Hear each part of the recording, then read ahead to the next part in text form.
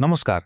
स्वतंत्रतार सीमा केउठी एमिति गोटे प्रश्न जहाँ आम समस्तଙ୍କ जीवन सह जड़ित आउ यही जटिल प्रश्नर उत्तर खोजिबा पई आसंतु महान दार्शनिक जॉन स्टुअर्ट मिल का विचारधारा को टिके भल भाबे बुझिबा। तेबे मूल प्रश्न हेउछि जणे व्यक्ति को प्रकृत रे केते स्वाधीनता मिलिबा दरकार, केउठी समाज गोटे लक्ष्मण रेखा टाणिबा उचित। एही प्रश्नगुड़िक ही आज आम आलोचनार मूल आधार।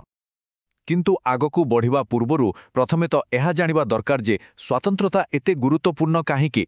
एहार जवाब पाई जॉन स्टुअर्ट मिल का ऑन लिबर्टी बहिटू भल जागा आउ किछि नाही।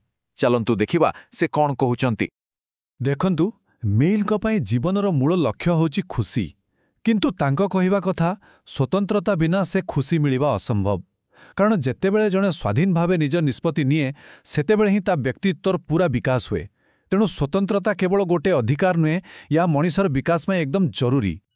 आउ मिलिंकर गोटे बहुत मजेदार कथा थिला। से कहुथिले देशर विकास माने तार नागरिकंकर विकास। जदि लोकंकु निजर संपूर्ण क्षमता अनुसारे बढ़िवार सुजोग दिया जाए नहीं, तेबे देश भी आगुकु बढ़ी पारिबनी। माने सीधा कथा, व्यक्ति स्वाधीन तो समाज प्रगतिशील। तेबे मिल मुख्यतः तीनिटा जिनिस उपरे फोकस करिथिले, जोंठी स्वतंत्रता को कोनोसी भी परिस्थिति रे सुरक्षा देवाकू पड़िबो। सेगुड़िक हेला काम करिवार स्वाधीनता, कथा कहिवार स्वाधीनता आउ निजर अलगा परिचय बनै रखिवार स्वाधीनता। आसंतु गोटी गोटी करी एहाकू बुझिबा। प्रथमे आसुची सबुठु जनाशुना सिद्धांत, जहाकू कुहा जाए हानि सिद्धांत बा द हार्म प्रिंसिपल। एटा ही मिल का पूरा थियोरीर मूलदुआ, जहा कहे कि सरकार केतेबेले आम कामरे मुंड पुराई पारिबो। एटाकू बुझिबा पाई मिल कामकू दुई भागरे बांटिछंती, स्वसंबंधी आउ पर संबंधी। स्वसंबंधी माने सही काम जहार प्रभाव केवल निज उपरे पड़े, जेमिति कि निज घरे बसी मद पीबा, एथिरे सरकार किछि कहि पारिबनी।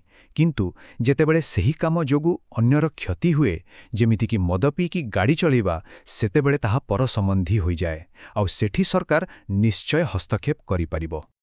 किंतु ए हानि शब्दटा एते भी सीधासळख नुहे। मिल एहार किछि सूक्ष्म कथा कहिसंती, जेमिति कि सरकार केवल बड़ धरणर क्षति पाई हस्तक्षेप करिबो। द्वितीयरे केवल किछि करिबा नुहे, बेले बेले किछि न करिबा भी अन्य पाई क्षतिकारक होई पारे। आउ तृतीय कथा हैला, जदि केही निजर बहुत बड़ क्षति करुछि, ताहेले भी सरकार ताकू अटकेई पारिबो। अच्छा, एबे आसंतु द्वितीय स्तंभकू। एइटाकू मिल सबुठु बेसी गुरुत्व देउथिले। तांको मतरे अभिव्यक्तिर स्वाधीनता माने कथा कहिबार स्वाधीनता ही सत्य खोजिबारे आउ समाज को आगकू नेबारे साहाय्य करे। मिल का एही कथाटाकू टिके भाबंतु। विरोधी को चुप कराइबा माने जणे निजको भूल हेइन बोली भाबुछि। माने जेतेबेले आमे कहार कथाकू दबाई दउ, आमे एक प्रकार दाबी करू जे आमे ही सबु जानिछु आउ आमे केबे भूल होई पारिबुनी। मिल का पाई एहा एक बौद्धिक अहंकार। तांकर जुक्तिर तीनटा पॉइंट थिला।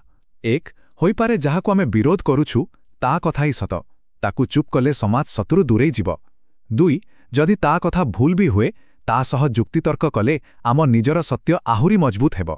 आउ तीन, जहा प्रायतः हुए, उभयंक कथारे किछि किछि सता थाए। तर्क माध्यमरे ही आमे गोटे संपूर्ण सत्य पाखेरे पहुंची पारिबा। हेले हाँ, एहार माने नुहे जे जहा इच्छा ताहा कहिएबो। एठी भी सही हानि सिद्धांत लागू हुए।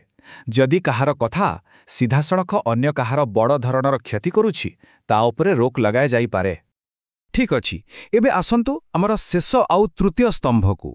एठारे मेल समस्ते गुटी प्रकार होई जिबार विपद आउ समाजरे थिबा विविधतार मूल्य उपरे कहिचंती। मिल को गोटे कथार बहुत डर थिला। से भाबुथिले गणतंत्र बेले बेले बहुमतर एकछत्रवाद आसी जाए, माने समस्तंको एका भଳି भाबिबाकू बाध्य करा जाए। एहा द्वारा लोकंको निजस्व परिचय हजि जाए और समाजर विकास अटकी जाए। किंतु एहार उल्टा दिगरे देखंतु, जो समाजरे लोकंकु निज हिसाबरे बंचिबार स्वाधीनता मिले, से समाज अधिक सृजनशील हुए। अलगा अलगा प्रकारर लोक अलगा अलगा समस्यार समाधान बाहर करंती, आउ एटा ही गोटे समाजर प्रकृत शक्ति। तेबे एते सबु आलोचना परे शेष कथा कौन? मिल को पूरा दर्शनर केंद्र रे कौन अछि? मिल को पाई सबुकिछिर मूलरे अछि केवल गोटिए जिनिस, व्यक्ति।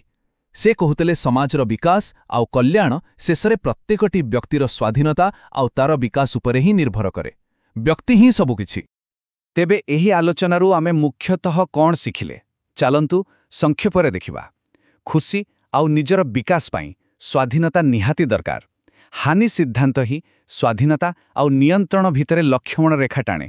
କଥା କହିବାର ସ୍ୱାଧୀନତା ସତ ଖୋଜିବା ରାସ୍ତା ଦେଖାଏ, ଆଉ ସମାଜରେ ଥିବା ବିବିଧତା ହିଁ ପ୍ରଗତିର ଇନ୍ଧନ।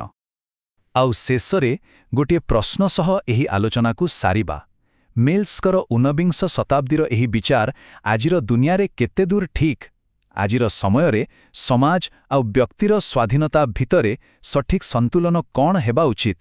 ଏହା ଉପରେ ଟିକେ ଭାବିବା ନିଶ୍ଚୟ ଆବଶ୍ୟକ।